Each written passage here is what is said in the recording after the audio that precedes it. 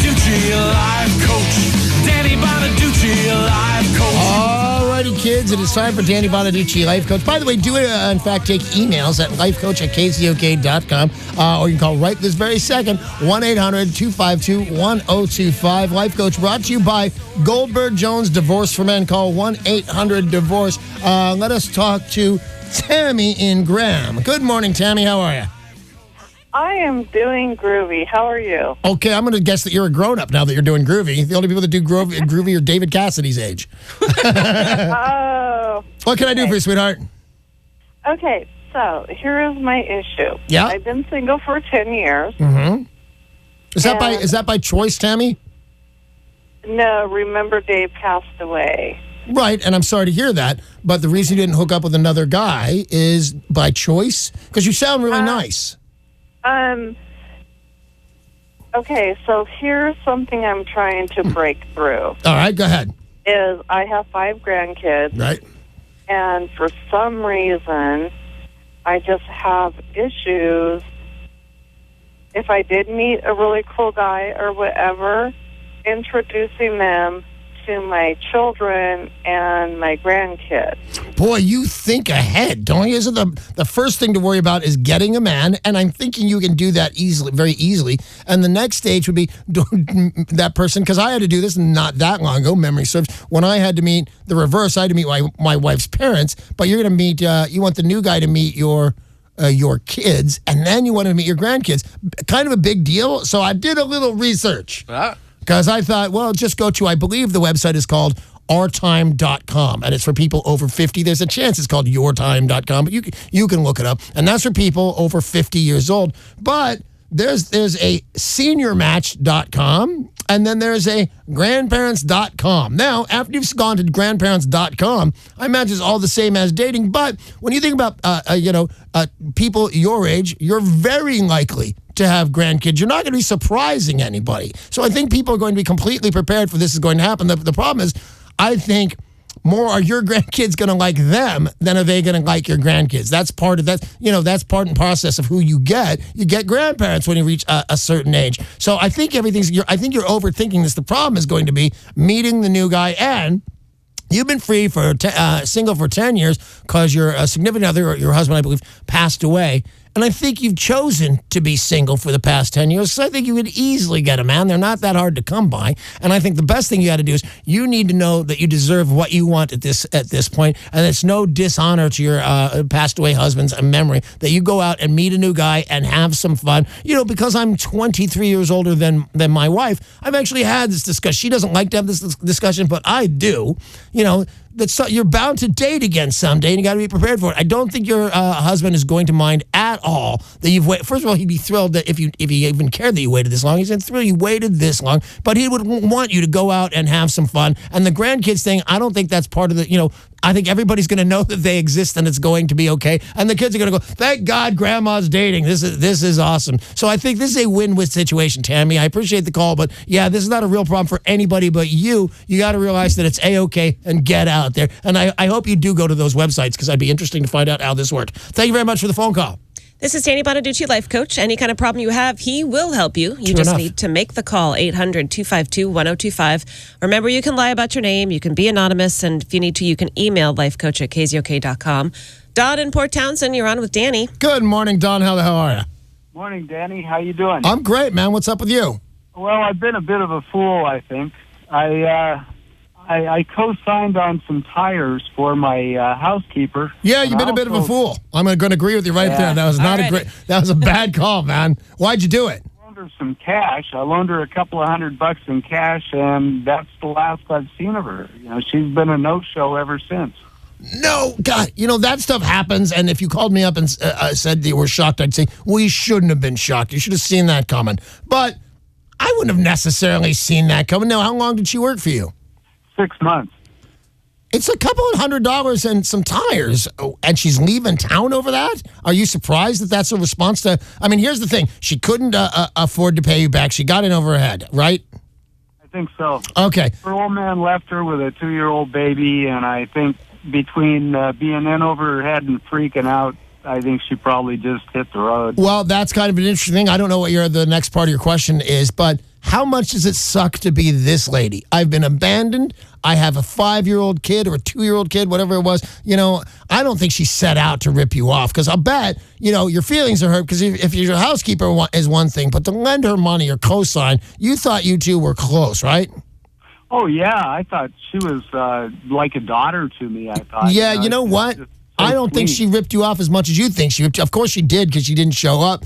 But I think she didn't want to disappoint you. I think she absolutely thought, I can pay Don back if she'll just co-sign for this. And, whoa, what a bonus. You're going to lend me a couple $100. I'm going to get, I've been over my head for a long time. I'm going to get out of this. And when she couldn't pay you back, she split on you. But I don't think she meant to set you up at all. So what, in fact, is your question there, Don? No, I was just calling to confess to the Padre, I think. Well, I'll tell you this. Maybe put out a warning to some other people that they shouldn't fall into the same Don't. trap. And here's the run-of-the-mill answer. If somebody asks you to co-sign for something, the answer is no. Don't do it. And I'll tell you, Don, don't feel that bad. I don't even listen to my own advice, although the bad part of this have yet to come. My daughter, who seems incredibly irresponsible to me, asked me to co-sign for something, and I did the due diligence on that, and I said yes. Here's the problem with my daughter. Is she has about $100,000 somewhere from doing commercials when she was an infant. And I tucked all that away, and it made interest this whole time. So she doesn't give her credit.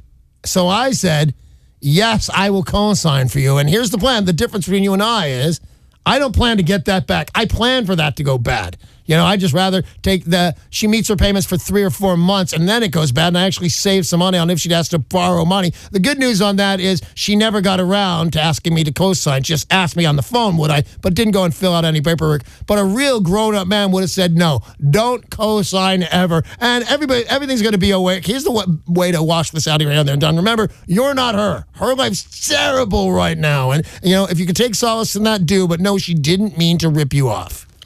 If you've got a question for the life coach, call 800-252-1025. Randy in historic Kent, you're on with Danny Bonaduce. Hey, Randy, what's up, buddy? Hey, Danny. Welcome to Seattle. I met you when you first came into Kent to I think it was a alcohol joint that's closed down now. Black Angus or something? I used to work at Black Angus, so I know it wasn't there. But wherever it was, it's nice to talk to you again. What's up, man? What's funny? When anybody says I met you a long time ago, my heart races. No, it was a Seahawks party. It was like the first weekend you guys were here. Seahawks party. And the funny thing is, I've been sober for a little over 3 years. I don't have to go, oh, man, what drunk, stupid thing did I do here? I've never had a drink in Washington. I happen to know I'm good. Of course, I can be an ass sober. So what's up, Randy? Yeah, I hate running into those people myself. I don't want to know what I did. Yeah, please don't tell me. I got a girlfriend. I paid a bill a week ago, and I don't have a job. I paid the TV bill because we got kids, $180. Right. And I went to go get some money out of the bank, and I didn't have any because I forgot I paid that bill like a week ago. So I asked her, I said, hey, can I get half of that bill? And she wants me to wait till her next payday, which is 9 days. It was 10 days, but now it's 9 days. And she's got like $4 or $5 in the bank. She's got saved for boobs. And it's like, why don't you borrow the money from yourself and pay me? And she don't want to do it. You know what's funny, buddy? I appreciate your phone call, but when you said, and she's waiting for boobs, and everybody in here looked at the other person, I completely get that. I'm from Los Angeles, man. Everybody's either waiting for or just gotten their new boobs, and it's a thing. And people that couldn't put 2 pennies together all of a sudden have $8,000. Why do you have $8,000, Becky? I'm buying boobs today. It's boob shopping day today. It's amazing how they can do that. So what is your specific question for me, Randy? Yeah, I don't know why she can't borrow the money from herself and then pay herself back. My specific question is, should I kick this girl out of my house for making me wait 9 days and I ain't got no money and no job? Well, how has this hit you? What is the repercussions of you having to pay that bill? Well, I paid that bill a week ago, and she wants me to wait 9 days until her next payday, and she's got $5,000 in the bank. I'm ready to snap and throw her stuff outside and say, hey, hit the Don't do it. Is she a good woman aside from this? Randy? She's kind of getting a little weird on me, but she's a pretty good girl. Do you like her? Well, I like them all, Danny. I got a lot of girls. And the bill. Well, she's gonna have great boobs soon. And she's going to have super nice boobs, Randy. Don't be crazy. Do not throw out this completely likable girl that's about to have a whole new rack over $180. Ride this storm out, man.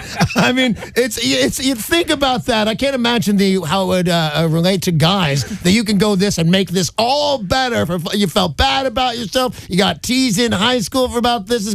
She believes, I don't believe this to be the case, that this is going to change her whole life. And it's not the $5,000. That's the number we keep hearing. It's $180. And here's my answer, Randy, my friend. Do not kick this girl to the curb over $180. And, I give this advice a lot. But the answer is, you'll know when it's time to break up with them. When the answer is, I can't do anything else but break up, you'll know. The answer, Randy, is no. Don't break up with her over $180. This is Danny Bonaduce, life coach, and now you've really heard that any kind of problem he can help you with. David in Seattle, you're next. Hey, David. Hello there. Is your problem that you want new boobs? No. Okay, no. go on then.